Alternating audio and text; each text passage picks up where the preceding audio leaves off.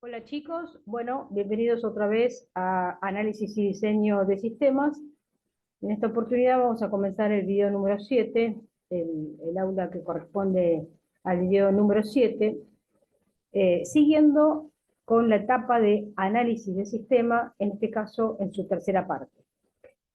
Es decir, vamos a ver el proceso de análisis en cuanto a su tercera parte. Estuvimos viendo en las clases anteriores el desarrollo del DFD y en la clase anterior estuvimos hablando sobre el diccionario de datos.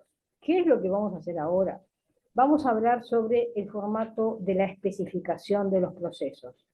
De que el proceso, la parte de los procesos, es el lugar donde se transforma la información, es muy importante especificar con un nivel de detalle muy importante cómo es cada una de las transformaciones de los datos que va a sufrir los distintos procesos.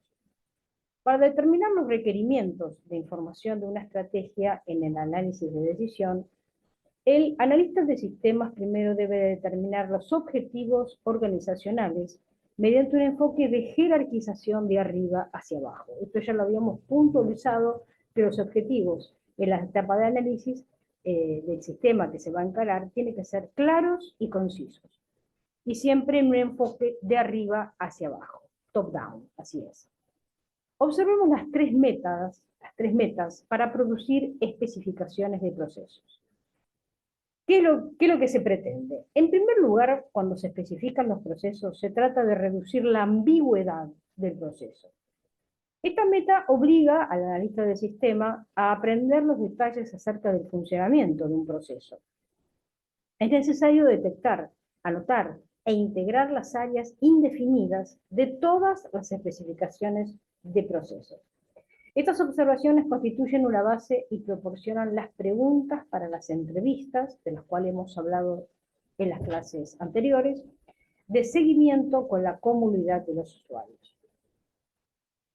En segundo lugar, ¿qué es lo que se propone? ¿Cuáles son las metas a cumplir?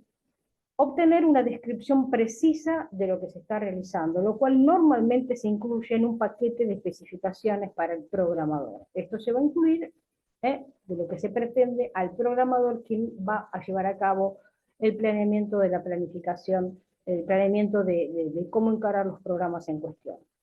Y tercer punto, el tercer meta a considerar es validar el diseño del sistema. Esta meta incluye garantizar que un proceso tenga todo el flujo de datos de entrada que sean necesarios para producir la salida esperada.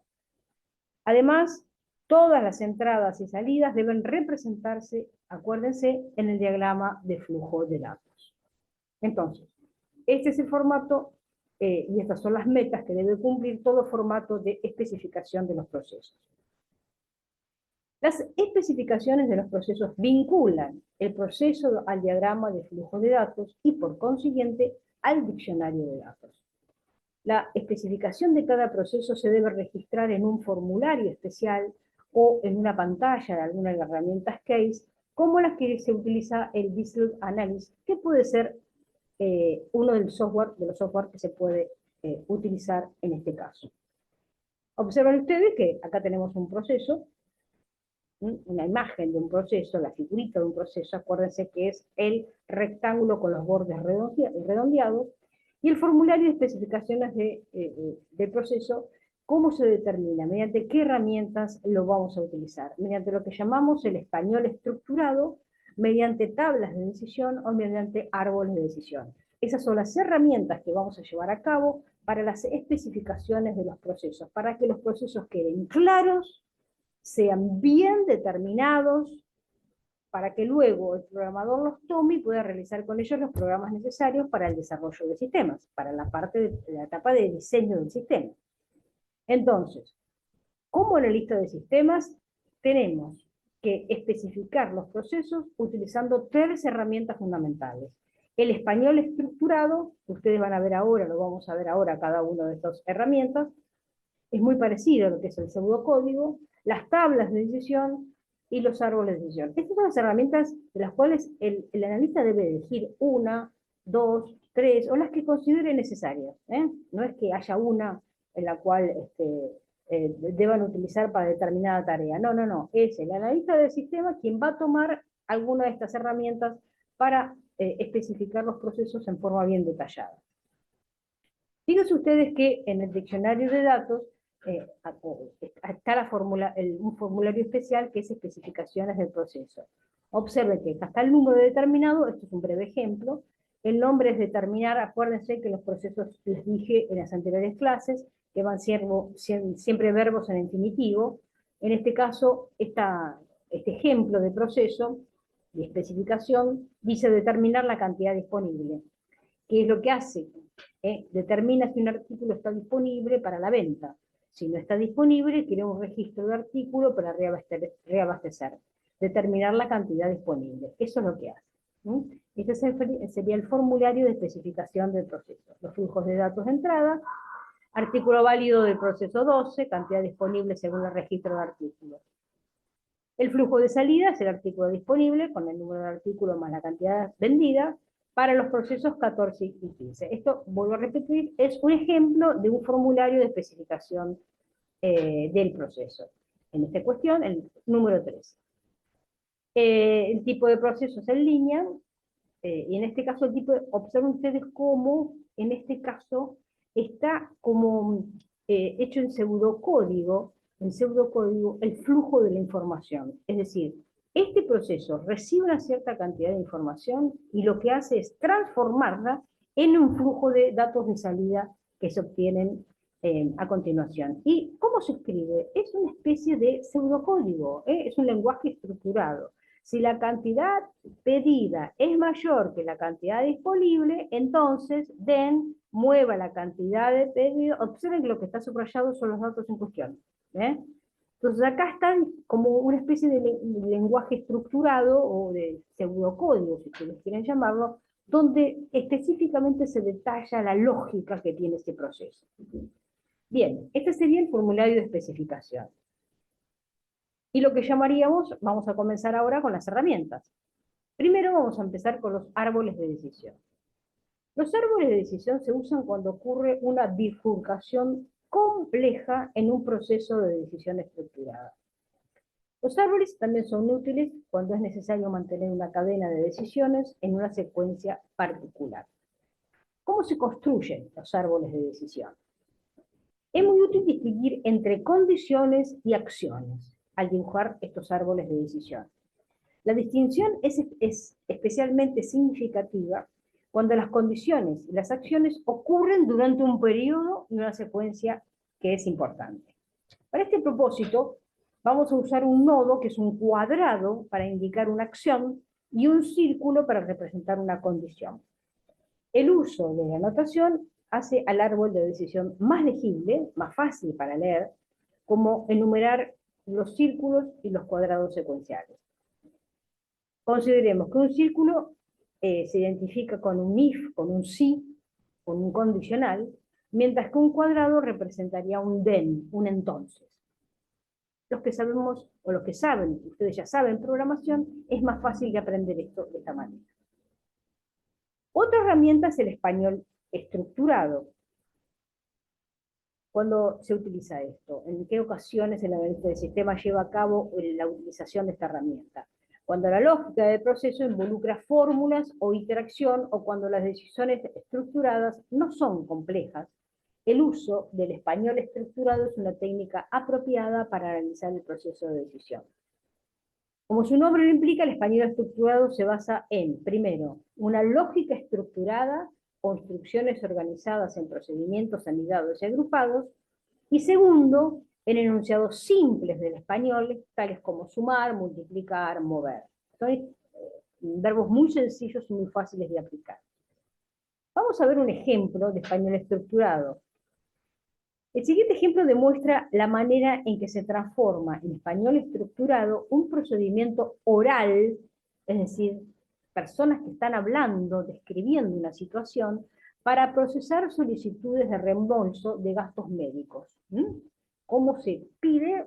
Imagínense usted una llamada telefónica de alguien que es una adherente a una medicina privada y pide un reembolso de cierto gasto, que lo hace oralmente, supongamos por teléfono. Nosotros, fíjense cómo se describe el español estructurado. En este caso, para este ejemplo. Dice, nosotros procesamos todas nuestras solicitudes de reembolso de esta manera. Primero, determinamos si el solicitante ha presentado alguna vez una solicitud de reembolso. Si no, establecemos un nuevo registro. A continuación, se actualizan los totales de las solicitudes de reembolso hechas durante el año. Luego, determinamos si un solicitante tiene póliza A o póliza B, las cuales difieren en los deducibles y copagos, que es el porcentaje de los gastos que debe cubrir los solicitantes. Para ambos tipos de pólizas, que vendrían a ser diferentes planes de la obra social, verificamos si se ha cubierto el deducible, que son 10.000 pesos, por ejemplo, para el plan A y 5.000 para el plan B. Si no se ha cubierto ese deducible, se lo restamos al reembolso. Para ajustar el copago, seguimos otro paso. Restamos al reembolso el porcentaje de los gastos que el solicitante debe pagar. Un 40% para el plan A y un 60% para el plan B. Por último, emitimos un cheque o un pago, una orden de pago. Si le corresponde alguna cantidad al solicitante, imprimimos un resumen de la transacción y actualizamos nuestras cuentas. Esto lo hacemos hasta que se procesen todas las solicitudes de reembolso del día. Observen cómo está escrito esto, ¿no? Como base en el hecho de que es posible anidar las estructuras de decisión según los planes de estas pólizas, podemos escribir el español estructurado para este ejemplo. Fíjense ustedes cómo lo escribimos. Entonces, acabamos de recibir esa información oral y cómo la traducimos como analista de sistemas para que quede plasmado en español estructurado. Fíjense qué es lo que hacemos. Do while, un mientras sería esto. ¿Hay solicitantes de reembolsos pendientes? Si el solicitante no ha presentado una solicitud de reembolso, entonces establecer un nuevo registro de solicitantes. Si no, continuar. Agregar solicitud de reembolso a las solicitudes de reembolso. Si el solicitante tiene plan de póliza A, entonces, si no se ha cubierto el deducible de 10.000 pesos, entonces restar el reembolso al deducible no cubierto y actualizarlo. Si no, continuar. Fin de este if. Restar el reembolso el 40% de copago. Estamos siempre en el plan A. Si el solicitante tiene el plan B, entonces, si no se ha cubierto el deducible de 50.000 pesos, entonces restar el reembolso el deducible no cubierto y actualizarlo. Si no, continuar. Fin de este sí, restar al reembolso el 60% del copago porque este es el plan B. Y si no, continuar. En cualquier otro caso, si no, escribir mensaje de error del plan. Y fin de este if más grande. Si el reembolso es mayor que 0, imprimimos un cheque. Imprimir resumen para el solicitante y actualizar las cuentas. El undo quiere decir fin del do, de este do while, de un fin mientras. Observen ustedes cómo escribimos lo que acabamos de recibir oralmente a partir de esta información que se nos ha brindado, lo hemos traducido en este lenguaje estructurado, este español estructurado, puede ser en español, puede ser en inglés, lo que ustedes quieran. Y con esta información la toma un programador y es mucho más fácil programar, ¿no? ¿Se dan cuenta? Veamos ahora las tablas de decisión. Ya hemos visto los árboles, las tablas, veámoslas ahora. Las tablas de decisión es una representación gráfica de una matriz de filas y columnas que están separadas en 4 cuadrantes, que indican condiciones y acciones. Las reglas de decisión, incluidas en una tabla de decisión, establecen el procedimiento a seguir cuando existen ciertas condiciones. Se utiliza la tabla de decisión cuando existen muchas combinaciones posibles. Es una tabla de filas y columnas separadas en 4 cuadrantes. Imagínense ustedes que están separadas, esto es una matriz de filas y columnas, acá están dibujadas, pero sería, estos están separados, donde acá tendríamos las condiciones y las acciones enumerados uno a uno, y serían las reglas que son las alternativas de condición. El cuadrante superior izquierdo contiene las condiciones, que pueden ser una o varias. El cuadrante superior derecho lo que tiene son las alternativas de las condiciones. En la parte inferior izquierda de la tabla se encuentran las acciones, de este lado, que se deben realizar, y en la parte inferior derecha están las reglas para llevar a cabo las distintas acciones. Cuando se usa una tabla de decisión para determinar qué acción se debe realizar, la lógica se mueve en el sentido de las manecillas del reloj, empezando en la parte superior izquierda. Veamos un ejemplo, porque no es muy difícil esto. Veamos este ejemplo. Se quiere determinar el importe a facturar a los clientes de unos grandes almacenes según estos criterios. Si pagan estos clientes con tarjeta, una tarjeta especial que se llama tarjeta oro, tendrán un 15% de descuento. Si pagan con tarjeta club, que es otra categoría de tarjetas, tendrán un 5% de descuento. Si la tarjeta, sea oro o sea club, es modalidad joven, tendrán un 5% de descuento. Y tengamos en cuenta que los descuentos son acumulables. Eso es importante. Fíjense ustedes cómo separamos en esta tabla de decisión las diferentes, como les dije, estas serían las acciones, las condiciones, y estas serían las acciones. Estas serían las reglas a determinar. Siempre se opera de la misma manera y lógicamente. Si tenemos, por ejemplo, 3 condiciones, siempre tenemos que elevar 2, en este caso al cubo, y obtenemos la cantidad de reglas. Si tuviéramos 4 condiciones, tendríamos 2 a la cuarta, serían 16 posibles reglas. ¿Está? Eso se debe a esto. Fíjense cómo ponemos. Pago con tarjeta oro, primera condición. Pago con tarjeta club, segunda condición. Modalidad joven de tarjeta, tercera condición. ¿Cómo se observan antes de escribir las acciones? Las acciones a pagar serían inviable, es decir, que no hay descuento, no se hace ningún descuento de nada, un descuento del 15% en el caso de tarjeta oro, un descuento del 5% para la tarjeta club, descuento por 5% de tarjeta joven, y calcular el importe final serían las posibles acciones. Observen ustedes cómo se dividen las condiciones, les digo que son sí, sí, sí, sí, y no, no, no, no. Sí, sí, no, no, sí, sí, no, no, o dependiendo cómo nos interesa acomodar a nosotros. Pero siempre tiene que haber la misma cantidad de sí y no para cada una de estas acciones diferentes. Es decir, se van a alternar 4 sí, 4 no, 2 sí, 2 no, 1 sí, 1 no, así sucesivamente, como lo hacíamos en lógica y computabilidad para el caso de las tablas, ¿no es cierto? Entonces analizamos, hacemos una regla. Si estamos pagando con tarjeta oro, estamos pagando con tarjeta crédito, tarjeta club y la modalidad joven, esto es una acción, ponemos una cruz en inviable porque no puede ser que paguemos con las 3 cosas a la vez. ¿Está claro? Entonces es absolutamente inviable. Si pagamos con tarjeta oro y pagamos con tarjeta club, tampoco, es inviable, por lo tanto colocamos una cruz en esta acción determinada. Ahora bien, si pagamos con tarjeta oro, no pagamos con tarjeta club, y es la modalidad joven, hacemos un 15% que corresponde a oro y un 5% que corresponde a joven, y calculamos el importe. Así se lee la regla, en vertical. Observen ahora, si no pagamos con tarjeta oro, pero pagamos con tarjeta club, y es la modalidad joven, hacemos un 5% de tarjeta club, un 5% de tarjeta joven, y calculamos el importe. Esa es la regla, con una cruz determinamos cada una de las acciones posibles.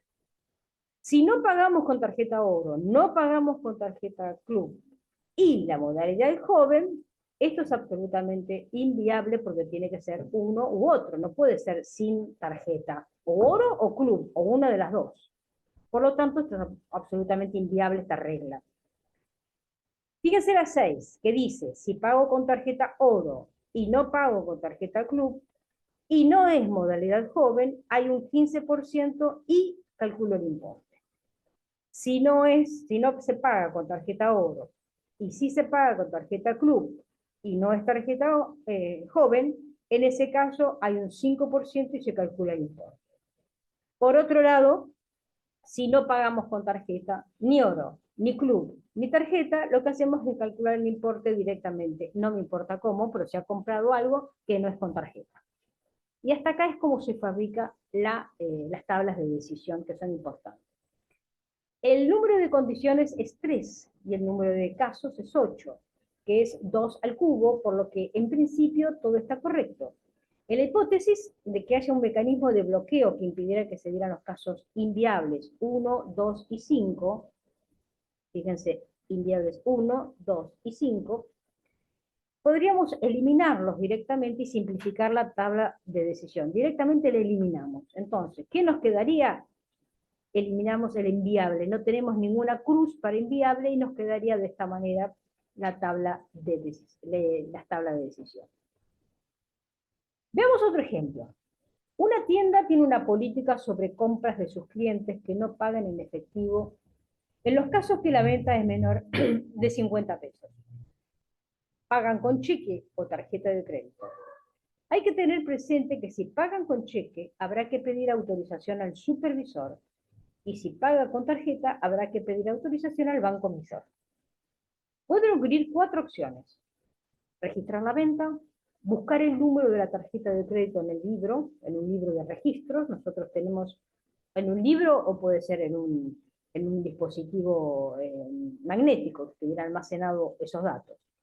Antes de registrar la venta, pedir la aprobación al supervisor y pedir la autorización de la tarjeta de crédito al banco. Hoy ya se hace todo en línea, pero antes no, tengan en cuenta. Para dibujar el árbol, vamos a ahora dibujar el árbol de decisión. Primero lo que vamos a identificar son todas las condiciones y las acciones, así como su orden y duración. Hay que tener presente si algunas son críticas o no son críticas. En segundo caso, empezamos a construir el árbol de izquierda a derecha, asegurándonos de mencionar todas las alternativas posibles antes de pasar al lado derecho. Entonces, dijimos que tenemos 4 acciones posibles y tenemos un conjunto de condiciones que hacer. Veamos cuáles son. Fíjense que lo escribimos de izquierda a derecha, colocando entre círculos lo que serían las condiciones y entre cuadrados lo que serían las acciones. Entonces, si la venta es menor a 50 y si la pagamos con cheque, entonces registramos la venta. Si la venta es menor a 50 y se paga con tarjeta, buscamos la tarjeta de crédito en el libro. Si la venta es mayor o igual a 50 y se paga con cheque, pedimos la aprobación al supervisor. Si la venta es mayor o igual a 50 y además pagan con tarjeta de crédito, hay que pedir autorización de la tarjeta de crédito al banco. Entonces, fíjense ustedes en el caso del árbol de decisión cómo se utilizan círculos para las condiciones y cuadrados para las acciones. Bueno, hasta acá, ahora vamos a ver la selección de una técnica de análisis de decisiones estructuradas. Los siguientes lineamientos le van proporcionar al analista de sistema un método para escoger una de las tres técnicas para un caso en particular. ¿Cuándo usar una? ¿Cuándo usar otra? ¿Cuándo usar otra? Usamos el español estructurado cuando hay muchas acciones repetitivas o la comunicación con los usuarios finales sea muy importante. Usamos las tablas de decisión cuando se encuentran combinaciones complejas de condiciones, acciones y reglas, o requiere un método que evite eficazmente situaciones imposibles, redundancias y contradicciones. Y usamos árboles de decisión cuando la secuencia de condiciones y acciones sea crítica o cuando no todas las condiciones sean relevantes para cada acción. Entonces, las ramas acá son diferentes. Entonces, ustedes van a tener que utilizar diferentes herramientas o utilizar o seleccionar estas herramientas de acuerdo al tipo de complejidad que nos lleve el entendimiento en el análisis, en la profundidad, en el estudio del sistema en cuestión. Bueno, hasta acá, chicos, tienen los contenidos bastante interesantes de las herramientas que se utilizan para la determinación sobre todo de la lógica de los procesos, que es, digamos, la parte más crítica que tiene el análisis del sistema. Nos vemos en la próxima clase y muchas gracias por todo.